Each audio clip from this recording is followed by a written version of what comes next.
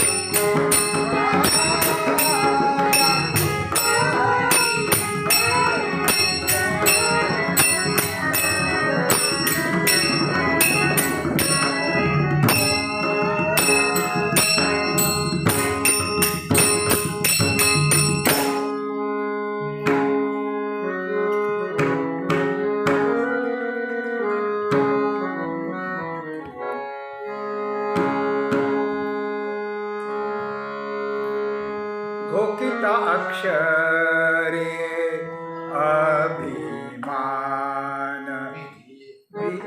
घोकिता अक्षरे अभिमान विधि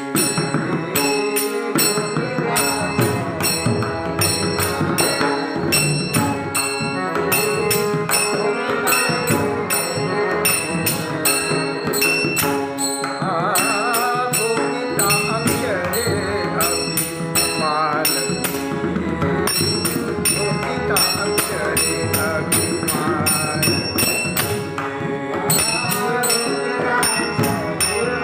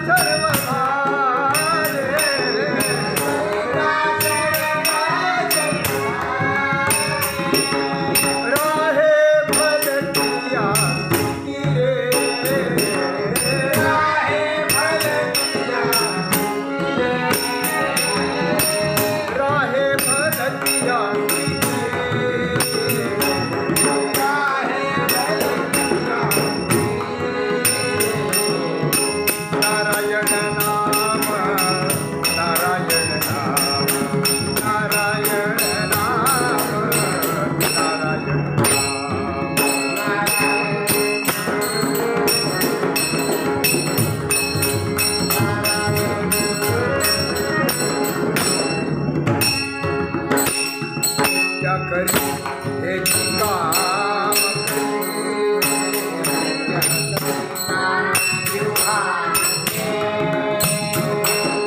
नित्य करी काम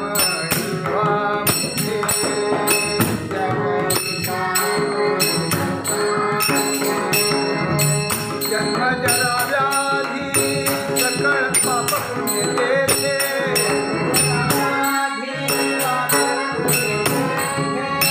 नासती सकळ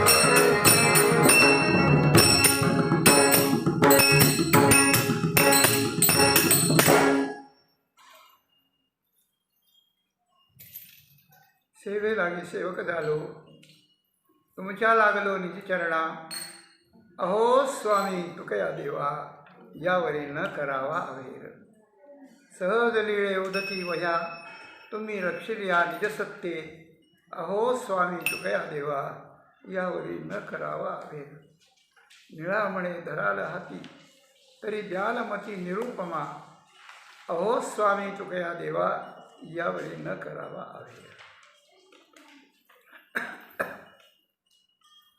अग्नी तापलिया कायाची होमे तापत्रये संतप्त होती संचित क्रियमाण प्रारब्ध तेथे न चुके संसार स्थिती रहाट घटिका जैसी फिरतशी राहिली भरली झाली होती एके रीती साधी हा प्रपंच पंचाय अग्न तेडे पावसी निजशांती रे नारायण नाम नित्य करी काम जिव्हा मुखे जन्म जरा व्याधी पापपुण्य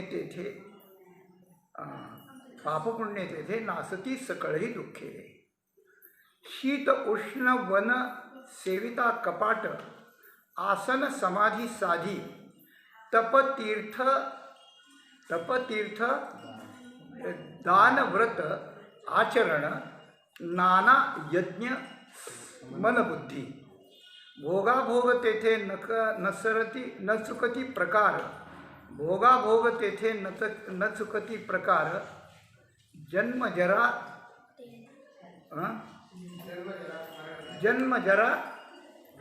दुःखव्याधी जन्मजरा दुःखव्याधी साहोनी काम क्रोध अहंकार आश्रमी अविनाश साधी घोकिता अक्षरे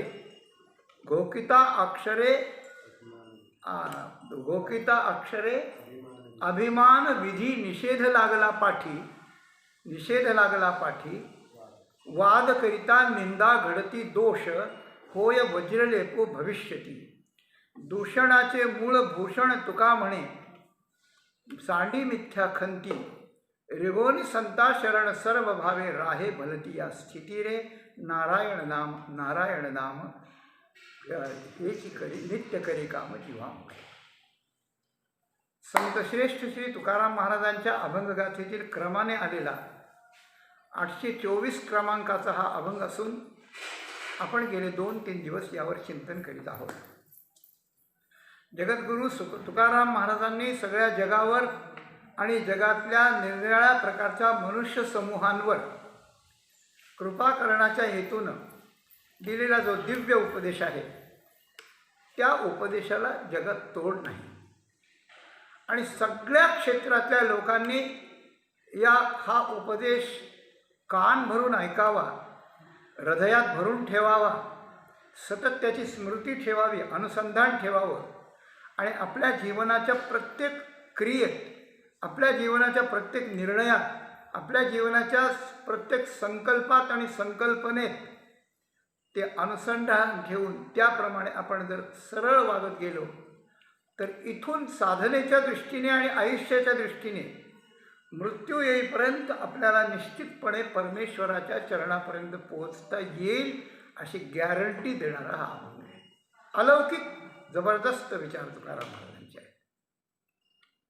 पहिल्या चरणात त्यांनी सांगितलं, थोडंसं सिंहावलोकन करून लिंक साधण्याकरता सांगेन आपल्याला, की शरीर आपलं अग्नीत जळून जातं मरणानंतर, पण जन्मभर आपल्याला 3 तापाच्या अग्नीमध्ये सारखं होरपळावं लागतं.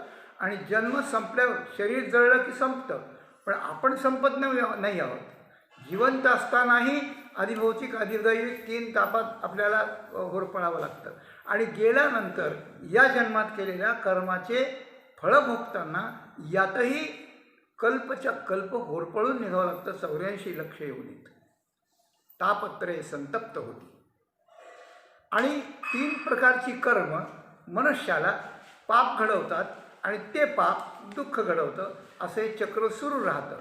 म्हणून जगातला जो सर्वसामान्य वर्ग आहे, की ज्या वर्गाला साधन माहिती नाही, साधनाचा विश्वास नाही, पाप पुण्य त्यांना वर डोकं काढू देत नाही, प्रपंच त्यांना सुधरू देत नाही, घराच्या बाहेर निघू देत नाही, असे जे सामान्य लोक आहेत, की जे निमूटपणे ही पराधीनता आणि ही दुःखावस्था भोगत राहतात जन्मच्या जन्म, आणि हा मनुष्यजन्म येऊनही त्यांच्या लक्षात येत नाही याच्यातून सुटण्याकरता, अशा लोकांच्याकरता वर्णन केलं आहे की हा प्रपंच तुम्ही साधा, या प्रपंचात तुम्ही सावध राहा, आणि सावध राहून भगवंताचं नाम घेतलं तर तुम्हाला निजशांती प्राप्त होईल. ही निजशांती प्राप्त हे त्रिविध तापाच्या सापेक्ष शब्द आहे. ताप होणं, तप्त होणं आणि शांत होणं, व्याकुळ होणं आणि शांत होणं, क्रोधाविष्ट होणं आणि शांत होणं, रोगाने यातना भोगणं आणि त्याच्यातून शांत होणं. तर सगळ्याच प्रकारातून शांती आपल्याला मिळेल त्याच्याकरता ध्रुपद आहे, नारायण नारायण नाम नित्य जीवे करे काम हेच एक. तर या नामाचा जप आपण करा.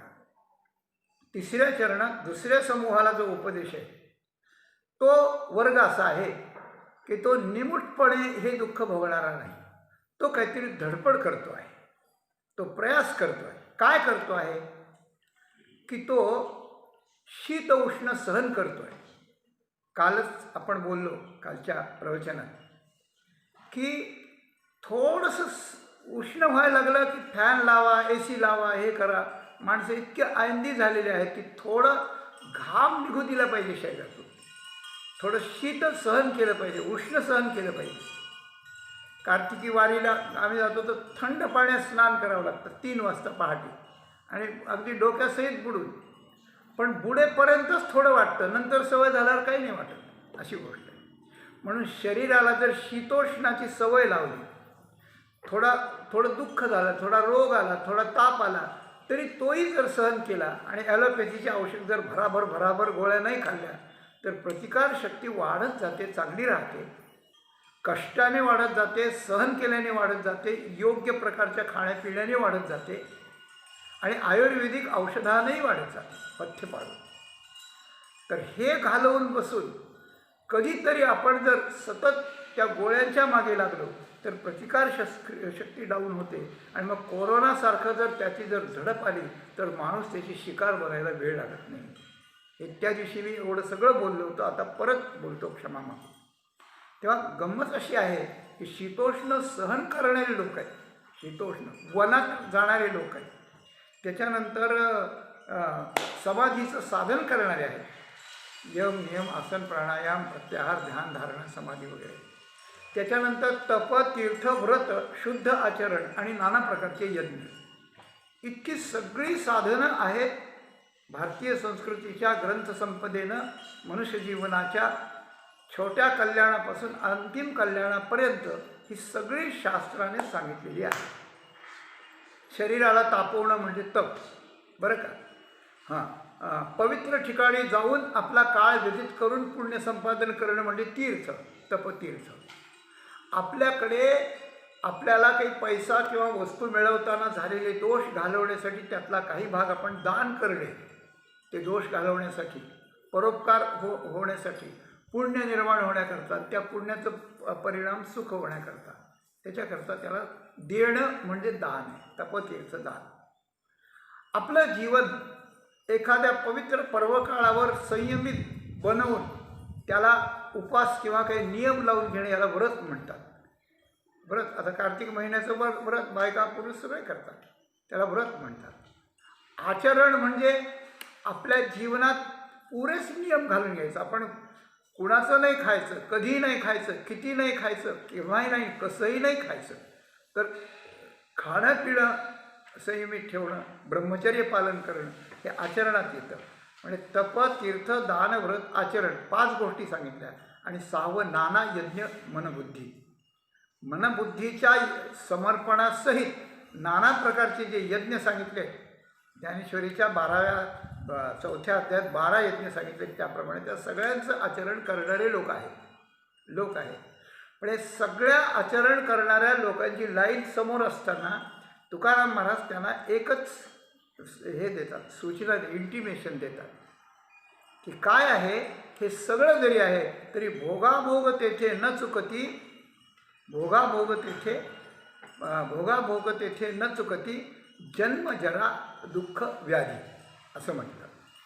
तर हे सगळे तुम्ही करा, आचरण करा, व्रत करा, यज्ञ करा, सगळं करा, पण तिथं भोग आणि अभोग म्हणजे जे तुम्हाला पाहिजे ते मिळणार नाही आणि जे तुम्हाला न पाहिजे ते मिळेल, असं जे प्रतिकूल आहे.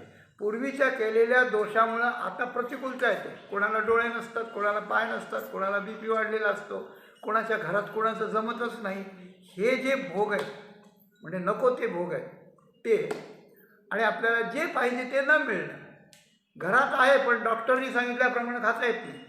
अशा प्रकारचं जे ते भोगाभोग या साधनानं चुकवता तुम्हाला येत नाही. तुकाराम महाराजांचं भोगाभोग तेथे न चुकती असं म्हटलं. आणि जन्म जरा दुःख व्याधी, त्यांनी जन्म चुकत नाही, म्हातारपणचा त्रास चुकत नाही, यानं काही चुकत नाही. आणि भगवंताच्या नावाचा जर एक टाहो घेतला तुम्ही जीवनभर तर मात्र हे तुम्हाला पाप पुण्य कारण आणि जन्मजरा हे कार्य, हे कारणसहित कार्यरूप दुःखाची निवृत्ती तुम्हाला कायमची करता येते. ही फार महत्त्वाची गोष्ट सांगितली, अशी गोष्ट हे 3ऱ्या चरणात. आणि आजचं जे 4थं चरण आहे चिंतनाचं, त्यात आहे घोकिता अक्षरे अभिमान विधी, निषेध लागला पाठी, वाद करिता निंदा गळती दोष, होय वज्रे लेखो भविष्य. हा जो 3ऱ्या चरणातल्या चिंतनाचा प्रकार आहे, उपदेश आहे, हा सामान्य माणसाला नाही सांगितला. हा वैदिक शास्त्री पंडित संन्यासी अशा प्रकारच्या मोठ्या लोकांना सांगितलं. 3 प्रकार समाजात तुकाराम महाराजांनी केले. एक सर्वसामान्य समाज, एक जपतप आपली साधना जशी कळेल, जशी जमेल तशी करणारा, आणि हा 3रा प्रकार तो भारी प्रकार आहे. याच्यात शास्त्री, पंडित आणि वैदिक हे 3 मुख्य येतात. यांना जो उपदेश तुकाराम महाराजांनी केला आहे तो यांना तुम्ही हे करू नका नाही याच्यात असं नाही, त्याच्यातली फक्त दुरुस्ती सांगितली. म्हणजे वेदशास्त्राच्या अध्यापनानं, अनुष्ठानानं, शांतपणे साधना करण्यानं प्राप्त व्हायचं ते होणार आहे. पण त्यामुळे ज्या विकृती निर्माण होतात त्या विकृती तुम्ही निर्माण होऊ देऊ नका, अशा करता त्यातले दोष त्या ठिकाणी सांगितले. तेव्हा या लोकांनी, वैदिक लोकांनी, शास्त्री पंडितांनी हे ह्या चरणाचा उपदेश ऐकणं अतिशय गरजेचं आहे. घोकिता अक्षरे, अक्षर घोकणं म्हणजे कोणतं शालेय शिक्षणातल्या काही कविता पाठ करणं नाही आहे, काही स्तोत्र पाठ करणं नाही आहे, तर वेदाची अक्षरं घोकणं हे त्या ठिकाणी आहे. तर घोकिता अक्षरे अभिमान विधी निषेध लागला पाठी. लोकांचा गैरसमज असा होतो की संत लोक वैदिकांना नाव ठेवतात की काय, आणि लोकांचा आग्रह होतो की या वैदिक लोकांना आणि संतांच्या बद्दल आदर नाही काय. पण तसं नाही. ते तुकाराम महाराज जे म्हणतात ते वैदिकांना सन्मान देऊनच म्हणतात. घोकिता अक्षरे म्हणजे अक्षर घोकणं सोपं नाही. आपल्याला 2 ओळी पाठ होत नाही. आणि वेदाची अक्षरं अशी आहेत की ती इतर वाङ्मयात कुठेच प्रचलित नाहीत, कुठेच नाही. संस्कृत नाही, प्राकृतात नाही, कोणत्यात नाही. वेगळे वेगळे शब्द आहेत, अवघड शब्द आहेत, आणि ते त्या स्वरातच म्हणावे लागतात, स्वरात म्हणावे लागतात, आणि ते पक्क बसवावं लागतं. त्याच्याकरता त्याला 16 संथा घोकाव्या लागतात, आणि घोकमपट्टी केल्याशिवाय त्या ठिकाणी नाही. आणि हे घोकमपट्टी झाल्यानंतर, वेद कंठस्थ झाल्यानंतर सुद्धा त्याला समाजातून एवढा गुड रिस्पॉन्स नाही आहे. लोकांना कळतच नाही हे काय. ते फक्त आमच्या कल्याणासाठी येऊन शांतीपाठ करा, काहीतरी मंत्र म्हणा, आम्हाला आशीर्वाद द्या, एवढंच आहे. म्हणजे वैदिकांच्या कष्टाचं मूल्य सामान्याकडून केलं जात नाही, अशी आज वस्तुस्थिती आहे. पण ते त्यांना करावं लागतं, कारण शास्त्राने सांगितलं आहे की निष्कारण त्या ठिकाणी करायचं, तुम्हाला त्याची काही फळाची इच्छाच करायची नाही. तर त्याचं एक कारण आहे की वेद संपत्ती ही जिवंत ठेवण्याची जबाबदारी या लोकांनी पत्करलेली आहे.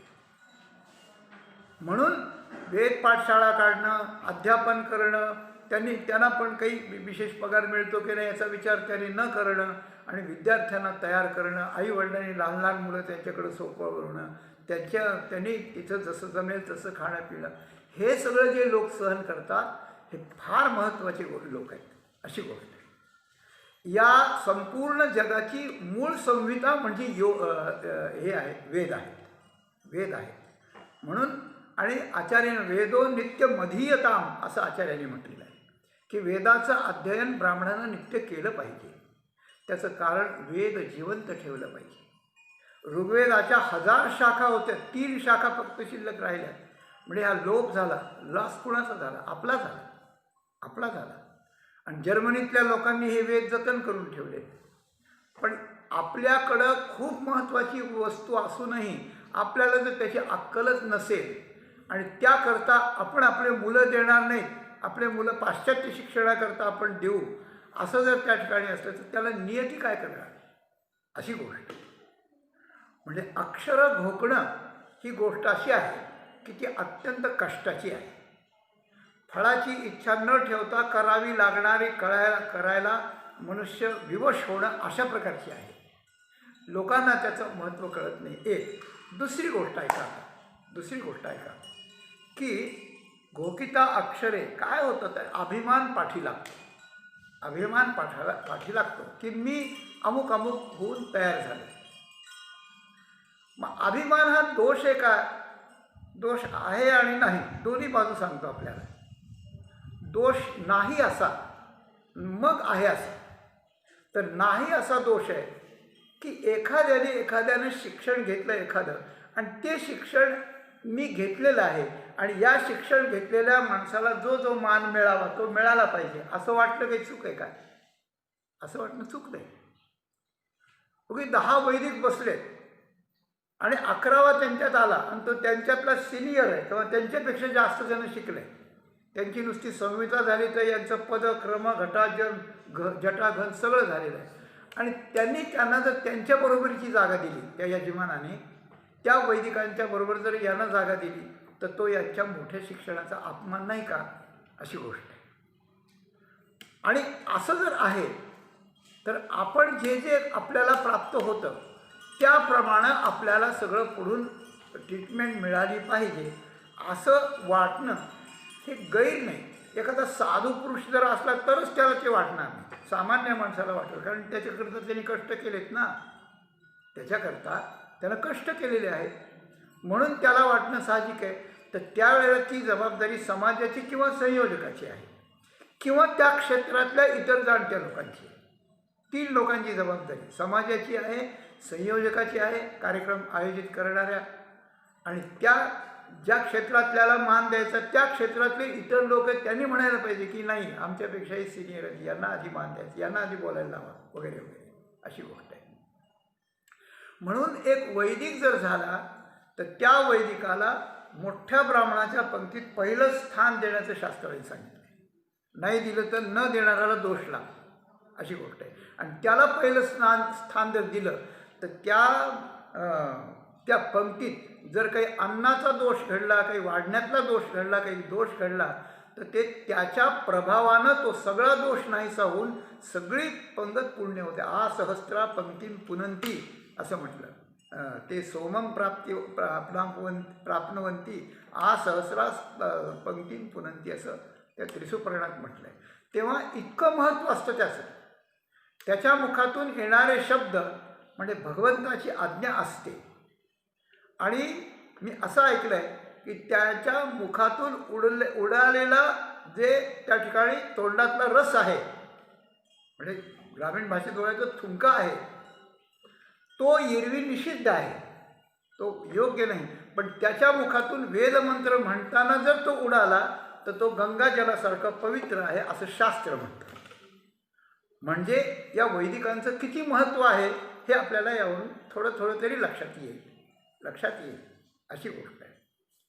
आता सामान्य लोकांच्या दृष्टीने महत्त्व आहे, त्यांच्यापेक्षा कमी शिकलेल्या लोकांच्या दृष्टीने महत्त्व आहे, त्याला शिकवणाऱ्याच्या दृष्टीने सुद्धा आपला हा शिकला आहे कष्ट करून त्याच्या दृष्टीनेही महत्त्व आहे, स्वर्गीय देवदेवतांच्या दृष्टीने महत्त्व आहे.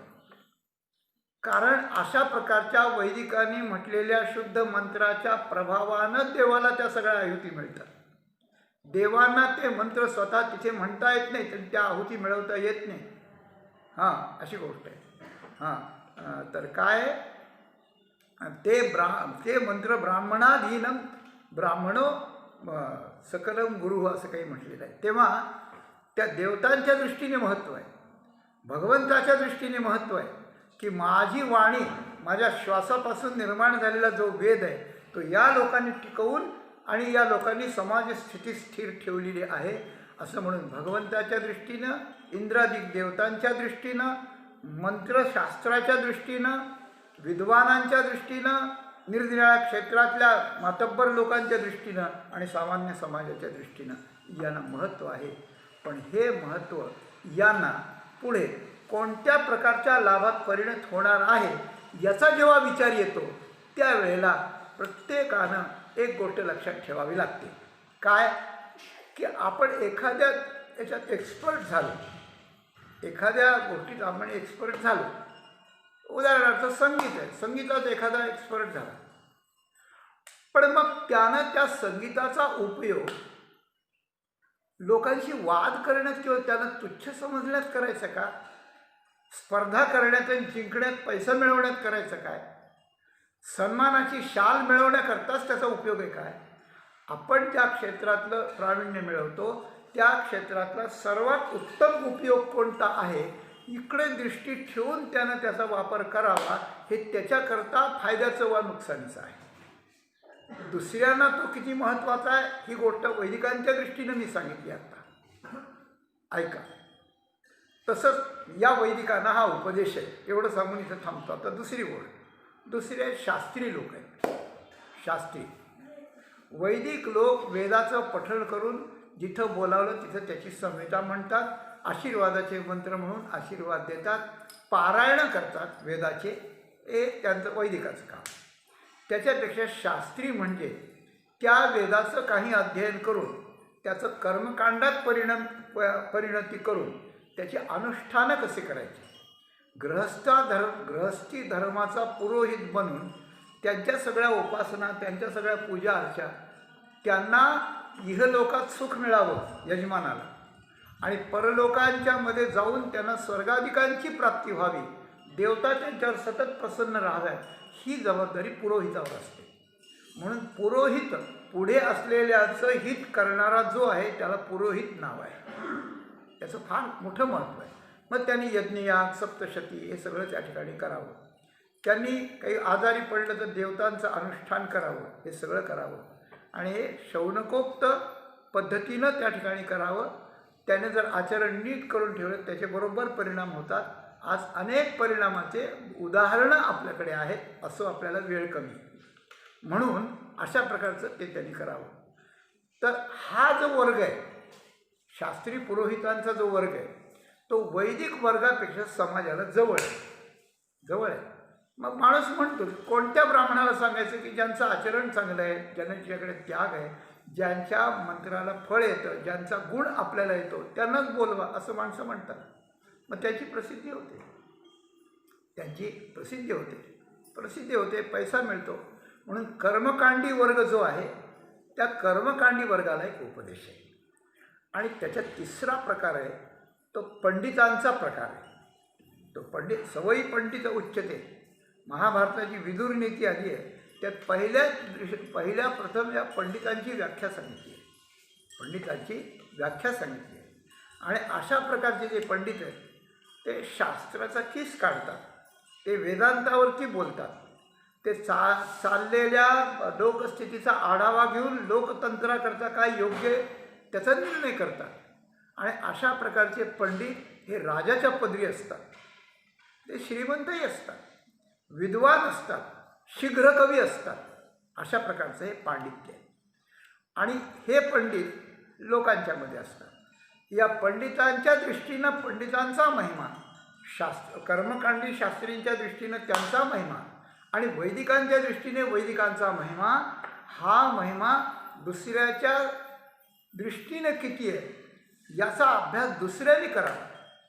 की आपल्या घरी ब्राह्मण आले, मग ते साधे नाही, ते वैदिक आहेत, नाही ते शास्त्रीय आहेत, नाही ते पंडित आहेत, नाही ते हे आहेत काय अनुभवी आहेत, संत आहेत, ऋषी आहेत, त्यांची योग्यता ओळखून गृहस्थाश्रमाने त्यांना मान द्यावा, दक्षिणा द्यावी, वस्त्र द्यावेत, काय द्यायचं ते द्यावं, त्यांचा मान ठेवावा आणि त्यांची प्रसन्नता घेऊन आपला प्रपंच आणि आपला परमार्थ सुपिरियर करावा. हे दुसऱ्याकरता त्यांचा उपदेश. या तिघांच्या बाबतीत दुसऱ्याने कसं वागावं याच्याकरता. पण आता यांना एकत्र घेऊन तुकाराम महाराज काही बोलायला लागले. आता या चौथ्या चरणात यांना एकत्र घेऊन शास्त्रीय लोकांना, पंडित लोकांना आणि वैदिक लोकांना घेऊन बोलायला लागले की बाबा घोकिता अक्षरे विधी निषेध लागला पाठी. अभिमान, घोकिता अक्षरे अभिमान, विधी निषेध लागला पाठी. तर एक गोष्ट आहे, अभिमान हा शास्त्रीय पंडित आणि वैदिक हे सगळ्यांना आहे. अभिमान, अहंकाराचे दोन प्रकार आहेत. एक अहंकार शरीराधिकांच्या संबंधाने आहे की मी अमुक मनुष्य आहे, माझं नाव अमुक आहे, आता मला व्यासपीठावर बसवलेलं आहे तुम्ही, आणि माझं नाव अमुक आहे, मी या कुळात जन्मलेलो आहे, माझा या गावात जन्म आहे, हे माझा परिवार आहे, आज सगळा आलेला, हा सगळा माझा परिवार आहे. हा एक अभिमान आहे. शेवटी हाही सोडावा लागतो. शरीर संपल्यावर कोण नातेवाईक, कोण शरीर, कुठे जन्मला, कधी जन्मला, सगळी पाठी पुसून जाते, सगळी पुसून जाते. गंभीरपणे विचार करण्याची गोष्ट आहे. तर हा एक सामान्य देहाधिक संसाराच्या दृष्टीने अभिमान आहे.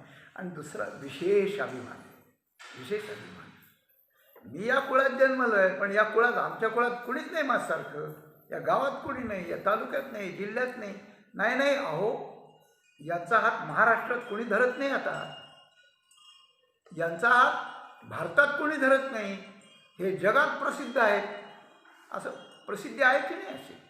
तर हा जो अभिमान आहे, हा अभिमान लोकांनी एखाद्याजवळ किती बोलावा एखाद्याबद्दल की हे खूप मोठे, हे खूप मोठे, हे खूप मोठे, पण ज्याची त्याला तो मनसुद्धा वाटू नये हे त्याचं वर्म आहे. आणि तो वाटला की त्याची स्थिती कमी झाली.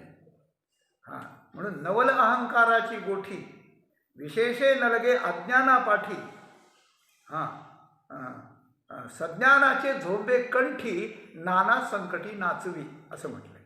असं ज्ञानेश्वरी 13व्या अध्यायाच्या आरंभाच्या 3ऱ्या श्लोकात म्हटलं आहे, 4थ्या श्लोकात. तेव्हा सामान्य जो असतो त्याला काही अभिमान नसतो. एखादा नोकर आहे, काम करणार आहे, कामाला येशील का, आल्यावर तो म्हणतो का की मला सोफ्यावर का नाही बसवलं, मला खाली बसायला सांगितलं, मला बसायलाच नाही, याच म्हणले नाही मला, असं म्हणतो. तोच म्हणतो मी आलो, काय काम आहे सांगा. त्याला काय, त्याला काहीच नाही त्याचं. अभिमान हा मोठ्या लोकांना असतो, अशी गोष्ट आहे. एक त्र्यंबक शास्त्री नावाचे शास्त्री होते, मोठे विद्वान होते, काशीला शिकले.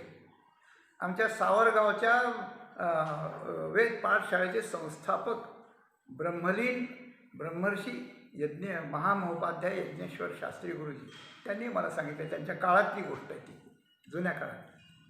तर ते त्र्यंबक शास्त्री काशीला शिकले, विद्वान झाले आणि त्यांना छंद लागला वाद करायचा. इथं पुढे आहे ना, वाद करता निंदा घडती दोष होई वजरेले पो भविष्यती असं म्हटलंय. तर विशेष अहंकार कसा पाठी लागतो याचं हे वर्णन आहे. तर ते शास्त्री त्यांना वाद करायची सवय लागली, मग ते वाद करीत राहिले. वाद करायचं, त्यांच्याकडून जयपत्र लिहून घ्यायचं की यांनी आमच्यावर जय मिळवले, आम्ही हारलो यांच्या वादात, असं लिहून द्यायचं. त्यांनी पत्रक तयार केलं, त्यांनी सही करायची फक्त त्याच्यात. असे जयपत्र मिळवीत मिळवीत मिळवीत निरनिराळ्या प्रांतात ते फिरू लागले.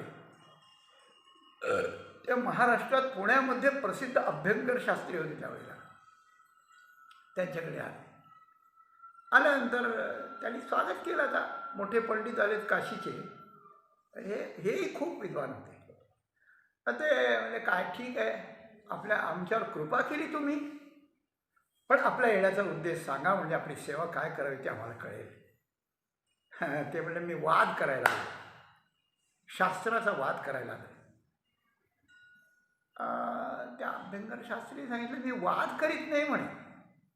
वाद करायचं मी सोडून दिलंय, वाद नाही करीत. कारण शास्त्राचं अध्ययन हे वाद करण्याकरता नसतं. एक गोष्टीत आला प्रसंग म्हणून सांगतो. ज्ञानेश्वर माऊलींची पितृचरण विठ्ठलपंत महाराज हे ज्या वेळेला शिकून आले पैठणहून आणि वाद केला, तर त्याला वैराग्य होतं, धडधडीत वैराग्य, विवेकसहित वैराग्याचे बळ दगदगीचं ज्वाळ अग्नी जैसा, असं होतं. आणि मग ते गंगेच्या गोदावरीच्या तटावर, आपेगावला असताना गोदावरीच्या तटावर येऊन बसायचे आणि तिथे हे करायचे की पाणी काल होतं त्र्यंबकेश्वरला, आज आलं इथे, उद्या जाईल राजमहेंद्रीला, त्याप्रमाणे हे जीवन आहे. आणि मी शिकलो म्हणजे काय शिकलो? वाद करायचं शिकलो. वाद करणं म्हणजे दुसऱ्याला हरवणं. आपण बक्षीस मिळवायचं आणि दुसऱ्याला नाराज करूनच मिळवायचं ना. जो हारला तो काय पेढे वाटीत जातो काय? दुसऱ्या आपल्यामुळं आणि आपल्या शिक्षणामुळं जर लोक नाराज केले जात असतील आणि त्या शिक्षणाच्या त्या वेदात आणि वेदांतात जर सगळं परमेश्वर आहे असं समजलं जात असेल, तर आपण नाराज करतो म्हणजे आपण रोज परमेश्वराला नाराज करण्याकरता शिकलो का? हे पाप आहे का पुण्य आहे?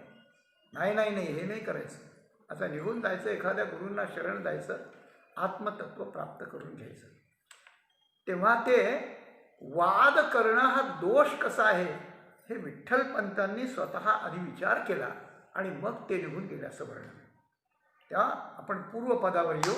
मी बोलत हे होतो की ते त्र्यंबक शास्त्री म्हणे वाद करायला आलो. हे म्हणले मी वाद करीन नाही. नका करू म्हणे, मग मला जयपत्र लिहून द्या की यांनी आम्हाला हरवलं म्हणे तुम्ही आम्हाला हरवलंच नाही तर आम्ही जयपत्र देणार कसे आणि देणार कसे? आणि वाद न करणं आमचा स्वभाव आहे, काय करावं? त्यामुळे काय करा, दोन्हीतून एक करावं लागेल, त्याशिवाय मी हालत नाही. कारण हे अभ्यंकर शास्त्री प्रसिद्ध होते. यांनी मान्य केलं म्हणजे सगळे आपोआप पुढचे मान्य करतात ना.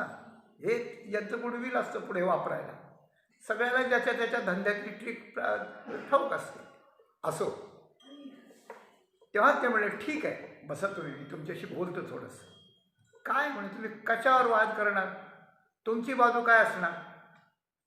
त्या अभ्यंकर शास्त्री त्र्यंबक शास्त्रीने विचारलं तुमची बाजू काय असणार? ते म्हणले आमची बाजू आमच्याकडून नाही ठरलेली, तुमच्याकडून ठरली. तुम्ही जे बोलाल त्याच्या विरुद्ध आम्ही बोलणार. त्यामुळे मी अद्वैत तत्त्वज्ञानावर बोलतो, ते मला मान्य आहे. भगवत पूज्यपाद आद्य शंकराचार्यांचं जे अद्वैत तत्त्वज्ञान आहे, जीव ब्रह्मैक्य भाव जो आहे श्रुतींचा मूळ असलेला, तो आम्ही मान्य. आम्ही दुसऱ्यांची मतं नाही मानत. ठीक आहे, मग तुम्ही अद्वैतावर बोलला तर मी द्वैतावर बोलेन म्हणे. द्वैतावर बोलेन मी. ठीक आहे म्हणे. मग त्यांना बसवलं त्यांनी. एक माणूस लाकडाची मोळी घेऊन, एक गरीब माणूस रस्त्याने चालला होता, मोळी त्या अभ्यंकर शास्त्र्याने बोलला, इकडे ये म्हणे, इकडे ये. त्याला बोलावलं. त्याला खूप आदर होता यांचा. तो यांना देव मानत होता या शास्त्रीने. त्यांनी मोळी ठेवली. म्हणजे लाकडं देऊ का? घेऊन टाका, ही मोळी देऊन टाकतो तुम्हाला. नाही नाही म्हणे, ती मोळी ठेव, तू इकडे ये. तिकडं आला, असं त्यांच्या दिवाणखान्यात आला. वरचे त्यांचा सोफा, गादी काहीतरी अशा प्रकारची होती त्या शास्त्रीची. ते म्हणे आता तू आला ना, आता तू आज या गादीवर बस आमच्या म्हणे. त्या शास्त्रीने सांगितलं त्या मोळीवाल्याला, ह्या गादीवर बस. त्याने हात जोडले. म्हणे महाराज, मालक, काय गरिबाची परीक्षा पाहता, काहून चेष्टा करता? काय चेष्टा करता? अहो, त्या गादीवर बसणारे तुम्ही आणि तुमच्या पायाची धूळ आमच्या कपाळाला लागली तर आम्ही धन्य अशा प्रकारचं होतो, असं धन्य होतं. पूर्वीपासून वेदांचे बारीक बारीक गोष्टी ह्या शास्त्री पंडितांनी अशा प्रकारच्या रुजवल्यात समाजामध्ये की त्या पिढ्यानपिढ्या चालत आल्यात आणि त्या सामान्य माणसांना सहज कळू लागल्या. अशी पुष्कळ गोष्टी सांगितल्या आपल्याला. ज्ञानेश्वरी केले जैसा द्विज षटकर्मे करी शूद्र तयाते नमस्कारी की दोहीही सरोभरी निपजे यावे. एकाने 10-12 तास आपल्या कर्म केली आणि एकाने जाऊन त्याला नुसता श्रद्धेने नमस्कार केला, दोघांना सारखाच लाभ घडला. शास्त्र सांगतं, ज्ञानेश्वरी बोलते. तेव्हा तो माणूस न शिकलेला पण तो मला तुमची आमची बरोबरी कशी होईल? तुम्ही शास्त्री पंडित आहे, तुमच्या मागे तुमचा सल्ला तुम्ही आज्ञा करता, आम्ही सगळे मानतो आणि तुम्ही या गादीवर तुमच्या गादीवर कसं बसावं? याच्यामागे शास्त्र आहे. पूज्या एकासनी आसनी आसन बैसता गमन मातेशी. पूज्य पुरुषाच्या आसनावर जर आपण बसलो आपण होऊन धटिंगणपणामुळे तर मात्रागमनाचं पाप लागतं, असं तुकाराम महाराजांचा अभंग आहे. असो, त्यात तो म्हणू लागला की आम्ही कसं बसणार, आम्ही सामान्य आहेत, आम्ही हात जोडून राहणार, तुम्ही बसा. त्यावेळेला हे ऐकलं, ते काशीचे पंडित पण होते ऐकायला आणि या शास्त्रीने सांगितलं की मी काय म्हणलं ते ऐकलं तुम्ही? म्हणे हो. तो काय म्हणला तो ऐकलं? हो. मग आता मी जर अद्वैतावर बोलणार आणि तुम्ही जर द्वैतावर बोलणार माझ्याशी वाद करण्याकरता, तर तुम्ही ज्या द्वैतावर बोलणार आहेत ते द्वैत आमच्या इथल्या मोळी विकायला पण कळतंय, तुम्ही त्याच्यापेक्षा काय सांगणार आहात जास्त? त्यांना प्रश्न विचारला. मग ते थोडे चबकले, थोडे चपापले, थोडा विचार करायला लागले. मग याने दुसरा प्रश्न टाकला. हां, अभिमान पाठी कसा लागतो आणि तो वज्रलेप कसा होतो याच्याकरता मी आपल्याला बोलतोय. मग याने काय केलं की त्यांनी दुसरा प्रश्न टाकला की तुम्ही वाद करता, ठीक आहे, मी द्वैतावर बोललो तुम्ही अद्वैतावर बोला, मी अद्वैतावर बोललो तुम्ही द्वैतावर बोला, पण हे असं निगेटिव्ह थिंकिंग घेत तुमचा स्वतःचा निजी काही मत आहे का नाही की सिद्धांत हाच खरा आहे बाकीचे खरे नाहीत, असं कोणतं मत आहे तुमचं की त्याकरता तुम्ही नक्की अशा प्रकारचं ते तुमचं स्वतःचं मत आहे म्हणून त्या ठिकाणी तुम्ही मांडा, अशी गोष्ट आहे. असं आहे, एखाद्याला एखादी वस्तू असली तर तो वस्तू घेण्याचं विकण्याचं काम करतो. लक्षात ठेवा, घेण्याचं विकण्याचं काम करतो. पण त्या घेण्या विकण्याच्या वस्तूत एखादी वस्तू आपल्याकरता अशी ठेवतो की ही खास वस्तू आहे, ती मला स्वतःला वापरायला पाहिजे, अशी गोष्ट आहे. जसं पेटीचं सगळं दुकान आहे, पण त्या पेटीवाला म्हणतो की ही माझी पेटी, ही माझी, हिचे गुण काही वेगळे आहेत आणि हे माझं आहे.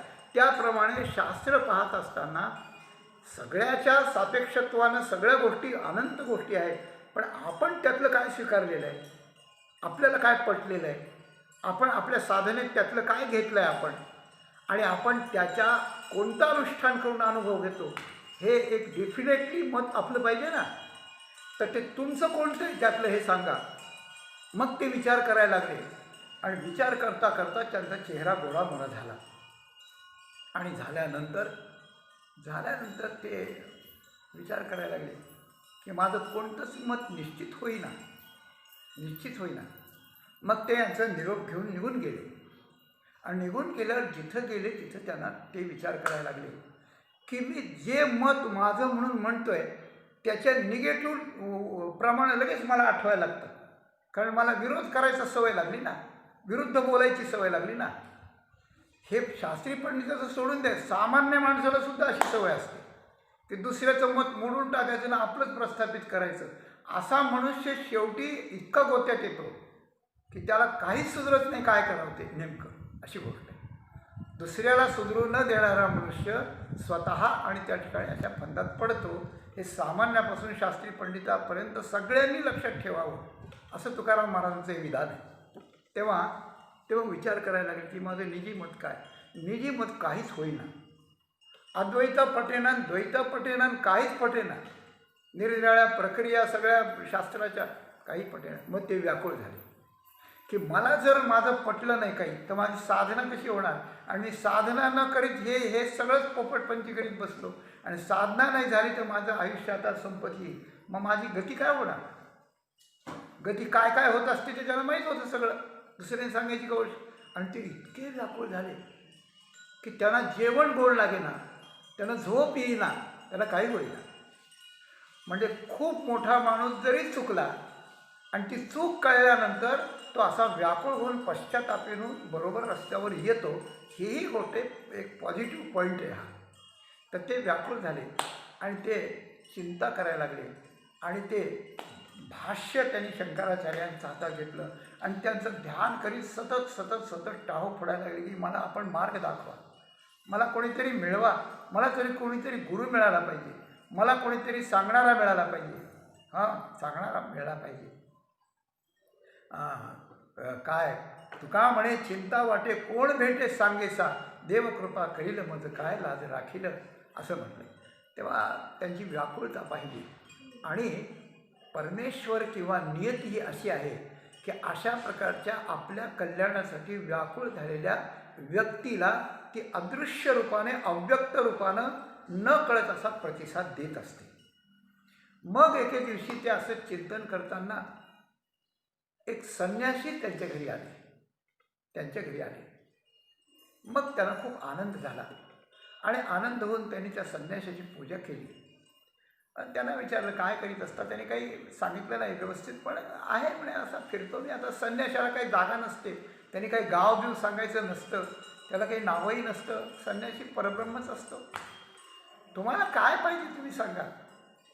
त्यावेळेस त्याने सांगितलं की तुम्ही मला शांकर भाष्य सांगा, शंकराचार्यांचं आणि भाष्य सांगा, ब्रह्मसूत्रावरचं वगैरे असलेलं मुख्य जी प्रस्थांतरे त्याबद्दल त्याने विचारलं.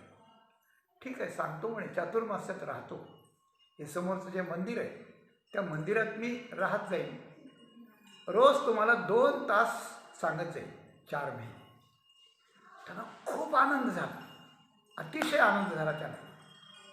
पण त्या संन्याशाने एक अट घातली की मी वेळेला येत जाईल, तुम्हाला सांगत जाईल आणि निघून जात जाईल. मी कुठं थांबलो आहे, माझी कोणी व्यवस्था केली आहे, माझ्या जेवणा खाण्याची काय व्यवस्था आहे, याची तुम्ही काहीही चौकशी करायची नाही. तुम्ही मला घरी बोलवायचं पण नाही, फक्त तुम्ही ऐकायचं, मी सांगायचं, एवढाच आपला संबंध. ठीक आहे ते म्हणजे एवढीच तळमळ आहे मला, आता पाहू असेल काय ते. मग त्यांचं ते भाष्य सुरू झालं. हे लोक रोज ऐकायला लागले, नोंद करायला लागले. आता हे शास्त्री पंडित असल्यामुळे यांना काही पिंजून सांगण्याची आवश्यकता नव्हती. अमुक अमुक प्रकरणात अमुक अमुक याच्यात असे असे सिद्धांत आहेत, या सिद्धांताचा अर्थ नेमका असा आहे आणि लोक असा असा करतात पण तसा कसा नाही, हे त्यांना फक्त शंका समाधान करून त्यांनी सांगायचं, बारीक काही सांगायचं. कारण ज्या सिद्धांतावर हे विरुद्ध बोलत होते ते लोक असं म्हणतात असं म्हणून त्यांचा विरोध त्यांनाच ऐकवून त्यांचा विरोध नाहीसा करायचा आणि एक एक सिद्धांत त्यांचा पक्का करायचा की याच्यात आमचा ऑब्जेक्शन नो, कोणतंच याच्यात शंका घेण्याचं कारण नाही. आता असं करता करता दिग्दर्शन करीत करीत करीत त्यांनी 4 महिन्यात संपूर्ण भाष्य व्यवस्थित करून दिलं. त्यांना ब्रह्मानंद झाला, त्याच्यापेक्षा मोठा आनंद झाला, खूप आनंद झाला. शेवट होत आला चातुर्मास्याचा. समाप्तीच्या आदल्या दिवशी हे जे त्र्यंबकशास्त्री आहे त्यांच्या त्या गुरुजींना साष्टांग लोटांगण घातलं. आप मेरे गुरुदेव हो, आज से माझी गुरुदेव आहात तुम्ही. डोळ्यात पाणी आणलं, कृतज्ञतेनं हात जोडले, नमस्कार केला आणि एक प्रार्थना केली की आजपर्यंत तुमच्या आज्ञेप्रमाणे सांगितलं नाही, पण उद्याचा शेवटचा दिवस आहे, उद्याच्या दिवशी तरी आपण घरी येऊन काहीतरी आम्हाला प्रसाद देऊन आपण पुढे घेऊन त्या ठिकाणी जावं, एवढीच या शिष्याची, साधकाची, अनुयायाची, या बाळकाची आपल्याला प्रार्थना आहे. ठीक आहे म्हणे, बघतो उद्या येतो म्हणे. ते गेले आणि सगळी तयारी करून ठेवली. लोकांना सांगितलं, सगळ्या सडा रांगोळी वगैरे चकाचक करून ठेवलं, सगळं पक्वान्नाचा भेद केला, सगळंच. दुपारी 12 वाजता पंक्तीची वेळ झाली आणि ते आता स्वामीजींची वाट पाहत राहिले. पाहू लागले वाट, स्वामीजी आले नाही. 12 वाजले, 1 वाजला, 2 वाजले, 3 वाजले. सगळ्या लोकांना स्वामीजींचं वेगळं ठेवून सगळ्यांना पंक्तीला परवानगी दिली आणि हे मात्र उपाशी राहिले स्वामी येईपर्यंत. आणि व्याकुळ झाले की येईन म्हणले का आले नाही, येईन म्हणले का आले नाही. ती गुरुदेवांची पावलं माझ्या घरी येऊन मला पुनीत करण्याला कधी आता समर्थ होतील अशी त्यांना व्याकुळता राहिली. संध्याकाळपर्यंत भूक लागली आणि भूक लागल्यानंतर संध्याकाळपर्यंत ते राहिले. स्वामी आल्याशिवाय जेवणार नाही असा निश्चय केला आणि तो पक्का निश्चय केल्यानंतर संध्याकाळी 6 वाजता ना डोळा लागला. झोप लागली की स्वामी आला. प्रत्यक्ष नाही, स्वप्नात. पण नुसतं स्वप्नात नाही, दृष्टांतात. स्वप्नाच्या माध्यमातून दृष्टांतात आले. प्रत्यक्षही नाही आले आणि आपल्याला स्वप्न पडतात तसंही नाही, पण सांकेतिक दृष्टांत होता तो. स्वामी आले. मग याला खूप आनंद झाला. स्वप्नात मग उठले आणि म्हणजे आपला पुढीची तयारी करतो. थांब म्हणे. तेव्हा त्या स्वामींनी सांगितलं की मी पुढी घेणारा संन्यासी नाही म्हणे. मी पुढी घेणारा संन्यासी नाही. मी मुद्दाम तुझ्याकरता आलो, तुला सांगण्याकरता आलो 4 महिने. पण तू आता उपाशी राहिलास म्हणून तुला एवढं सांगायला मी आलो. मी येईन म्हटलं म्हणून आलो अशा पद्धतीनं. तर तेव्हा त्यांनी सांगितलं की हे भाष्य ज्यांनी लिहिलं आहे मुळात तोच मी संन्यासी आहे. म्हणजे साक्षात आद्य शंकराचार्य प्रत्यक्ष येऊन त्यांना भाष्य सांगितलं आणि 4 महिन्यांनी तोच मी असं त्या ठिकाणी सांगितलं. स्वामी अंतर्धान झाले. माझी गोष्ट थोडी लांबली तरी क्षमा मागून संपली असं सांगतो. तर यात एक गोष्ट आहे की या 3 लोकांना, शास्त्री, पंडित, वैदिक, या 3 लोकांचं मोठेपण खूप असल्यामुळे, मोठे देवदेवता त्यांना मान देत असल्यामुळे, वेद त्यांच्या मुखात असल्यामुळे, शास्त्राचा विचार असल्यामुळे ते मोठे आहेत. आणि त्यांचं मोठेपण लोकांना कळत नाही म्हणून आपलं मोठेपणाला कुठेतरी दाद मिळत नाही म्हणून त्यांना अभिमानानं त्या लोकांचा राग बी येण्याची शक्यता असते. मग हा जो राग आहे किंवा हा जो अपमान आहे, ज्याला अभिमान असतो मोठेपणाचा, त्याला 2 हे आहेत निकष आहेत की मान किंवा अपमान. मान झाला तर बरं वाटतं, अपमान म्हणतं तर बरं नाही वाटत. आणि बरं अभिमानी माणसाला अपमान होण्यानं जे बरं वाटत नाही, त्या बरं न वाटण्यामुळे याच्याकडून होणारी जी क्रिया असते ती क्रिया याच्या दृष्टीने चांगली नसते. दुसऱ्याच्या दृष्टीने विचार करायची गरज नाही आता. याच्या दृष्टीने भविष्यात चांगली नसते. म्हणजे इतकं शिकून त्याचा उपयोग नसतो. म्हणजे सगळं शिकावं आणि त्याचा अभिमान सोडावा यात कल्याण असतं हे तुकाराम महाराजांनी सांगायचं आहे. म्हणून गोकिता अक्षरे अभिमान कोणाला, वैदिकाला नव्हतं. त्याच्यानंतर विधिनिषेध लागला पाठी. विधिनिषेध म्हणजे हे चालतं हे चालत नाही, याचा स्पर्श चालतो त्याचा चालत नाही, हे खायला चालतं ते खायला चालत नाही, लग्न संबंध विवाह सगोत्रात होऊ नये, परगोत्रात व्हावा, परजातीत होऊ नये, परकुळात होऊ नये वगैरे वगैरे सगळे जे काही नियम असतील ते कर्मकांडातले. ह्या सगळ्यांचा विचार अशा प्रकारचा आहे. तर विधिनिषेध लागला पाठी हे कर्मकांडी लोका करता, अभिमान वैदिका करता, विधिनिषेध कर्मकांडी लोका करता, बरं का, कर्मकांडी लोकांना. आणि त्याच्यानंतर वाद करिता निंदा घडती दोष. वाद करायला लागलं म्हणजे मग निंदा घडते की आमचा त्याचा वाद झाला पण ते काय टिकतंय, 2-4 प्रश्नातच ते उठून गेले म्हणे, कोण हात धरतंय माझा, अशा अर्थात वाद करताना निंदा होते.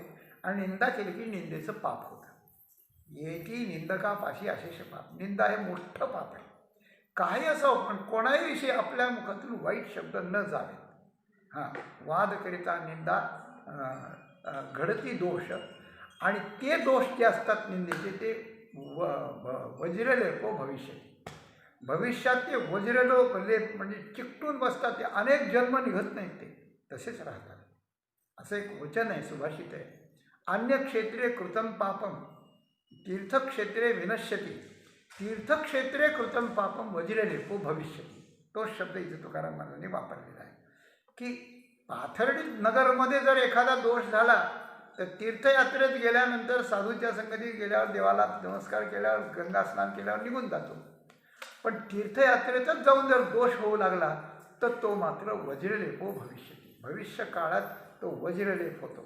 हां, पर्वताप्रमाणे पातक करणे वज्रलेप होणे अभक्तासी, त्याप्रमाणे वज्रलेप होतो, तो काही निघत नाही. आणि त्याचप्रमाणे वैदिक शास्त्री पंडित हे मोठे जे जाणते लोक आहेत, वेदशास्त्र पुराणांना जाणते लोक आहेत, यांच्याकडून जर अभिमान, वाद, निंदा असे जर दोष घडले तर ते पण त्यांचे लवकर निघत नाही, ते वज्रलेप होतात. म्हणून होय वज्रलेपो भविष्यती इतकं सांगून तुकाराम महाराजांनी या सगळ्या लोकांना एक त्या ठिकाणी सांगितलं की काय साहोनी अहंकार नाही. हां, दूषणाचे मूळ भूषण तुका म्हणे, दूषणाचे मूळ भूषण तुका म्हणे सांडी मिथ्या खंती. म्हणून याला एक उपदेश केला की जे तुम्हाला दूषण वाटतं, तुम्ही एवढा मोठा असून मला मान दिला नाही, तो माझ्यापेक्षा लहान असून त्याचा नंबर अगोदर लागला, अशा म्हणजे आपलं शिक्षण आणि त्या शिक्षणामुळे मिळालेला मान हा आपल्या केलेल्या कष्टाचं भूषण आहे, फलस्वरूप भूषण आहे असं जे वाटतं, पण ते भूषणच दूषणाचं मूळ ठरतं. अशी गोष्ट आहे, भूषण दूषणाचं मूळ ठरतं. एखादी मोठी व्यक्ती आली आणि आपल्यापैकी कोणी त्यांना मान दिला, चांगली गोष्ट झाली. पण एखादी मोठी व्यक्ती आली आणि त्यांना कोणी मान दिला नाही, मग त्यांना राग आला आणि ते त्यांना भांडायला लागले. मग भांडण झाल्यानंतर जे लोक उठून जातात ते आपल्या चर्चा काय करतात, अरे एवढे मोठे माणसं भांडत येत राव खुशाल, त्यांना काही मर्यादा नाही. तिथे असलेले तर लहान आहेत, पण खूप मोठे आले ते पण भांडायला लागले. म्हणजे मान मिळाला नाही मायनस बाजू आपल्याला वाटते, मान मिळाला पाहिजे हे वाटतं, पण मान न मिळाला आपण जर वाद करून जर भांडू लागलो तर 100, 50, 500, 1000 लोक आपली निंदा तिकडे जाऊन करतात. हे भूषण आहे का दूषण आहे? आता हे दूषण आहे. म्हणून भूषणाची इच्छा नाही केली की हे दूषण येत नाही, आणि भूषणाची इच्छा करून हे दूषण जर येऊ दिलं नाही आणि आपण भूषण दूषणापासून दूरच जर राहिलं तर शेवटी आपल्याला हे वेदमंत्र, ही साधना, हे शास्त्रीपण, हे पांडित्य हे आपल्याला परमेश्वरापर्यंत खुशाल पोचून देतं, प्रश्नच नाही. म्हणून दूषणाचे मूळ भूषण तुका म्हणे सांडी मिथ्या खंती. आपल्याला अपमान झाला तर खंत मानायचीच नाही, मान झाला तर श्लाघ्यता मानायची नाही. मान झाला तर मी मोठा आहे म्हणायचं नाही, माझ्या वेदाक्षराचा मोठा आहे, माझ्या व्याख्यानाचं मोठेपण आहे, माझ्या गुरूंचं मोठेपण आहे, माझं काय त्यात, मी एक हाडा माणसाचा मनुष्य आहे असं मानून अभिमान झाला तर गर्व होत नाही, त्याला अपमान झाल्यावर खंती पण होत नाही. म्हणून हा मोठेपणाचा गर्व आणि अपमानाची खंती या दोन्ही गोष्टी मिथ्या आहेत. म्हणून तुकाराम महाराज म्हणतात की तुम्हाला एवढा वेदशास्त्र मिळालेत ना, फार मोठं आहे, ही खंती मिथ्या आहे, सोडून द्या. काय नादी लागतं त्याचा, लहान मुलाची काय नादी लागतं, आपण मोठ्या माणसाला म्हणतो ना, तर ज्याला कळत नाही ते लहान मुलंच आहेत सगळे, सोडून द्यायचं. सांदी मिथ्या खंती. आणि शेवटचा खास उपदेश केला, रिगोनी संता शरण सर्व भावे राहे भलतिया स्थिती रे, राहे भलतिया स्थिती. तुम्ही हे करण्याकरता हे अभिमान टाकणं ह्या गोष्टी अवघड आहे, आणि ह्या आपल्या अंगवळणी करायकरता कोणातरी एका संतांना शरण जा. वैदिक शास्त्री पंडित यांना तुकाराम महाराज म्हणतात, कोणत्या तरी एका संतांना काया वाचा मनानं सर्व भावाने शरण जा. म्हणजे यातल्या बारकावे तुम्हाला कळतील.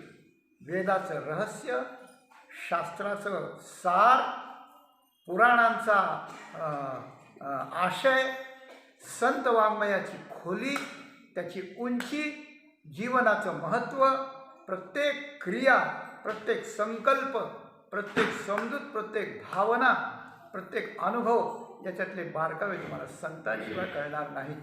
म्हणून रिगोनी संता शरण सर्व भावे. आणि मग राहे भलतीये स्थिती रे, कोणत्याही स्थितीत राहा, मग तुला धोकाच नाही. अभिमान सोडून द्यायचा, मान अपमान सारखे मानायचे, वेदाची, शास्त्राची, पुराणाची, समाजाची खूप सेवा करायची, संतांना शरण जायचं, याचे बारकावे लक्षात घ्यायचे, आणि मग भलत्या स्थितीत राहा.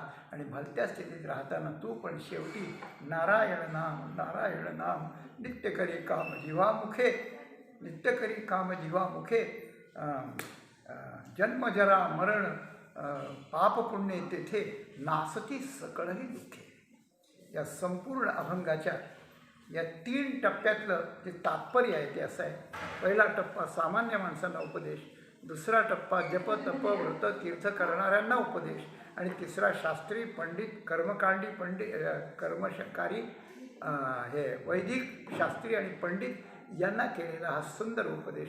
हा 3 प्रकारचा उपदेश त्या लोकांनी जर घेतला तर कल्याणाकरता, आपल्या उद्धाराकरता मनुष्याला हा एक अभंग फक्त पर्याप्त आहे. याचा काय जीवनाचा हा लाईफ प्रबंध आहे, जीवनाचा प्रबंध आहे. हा एकच अभंग प्रबंध अशा प्रकारचा होतो. याचा आपण स्वीकार करावा. याच्यावर आपण ज्या भूमिकेचं असो त्या भूमिकेकरता या काय आहे याची चौकशी म्हणजे याचं चिंतन करावं आणि त्याचं अवलंबन करून, स्वीकार करून, अवलंबन करून, आचरण करून त्याप्रमाणे महाराजांच्या सांगण्याप्रमाणे सर्व दुःखाचा नाश करून सर्व सुख परमात्म्याची प्राप्ती करून आणि आपली जीवनयात्रा या जीवनाकरता आणि सफल करावी.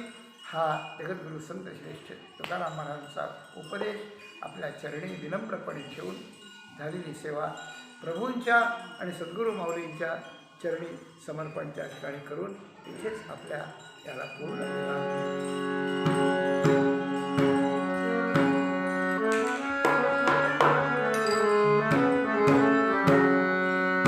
गीता अक्षरे नारायण नाम, नारायण नाम,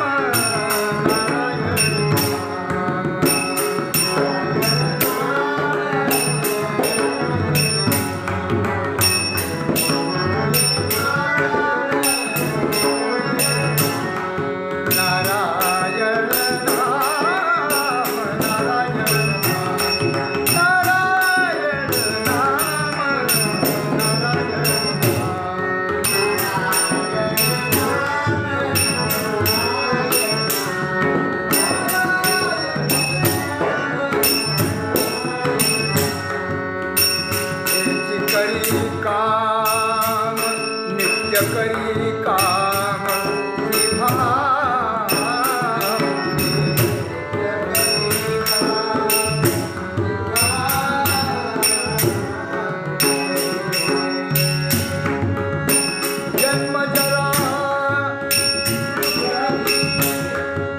जन्म जरा व्याधी पाप पुण्य के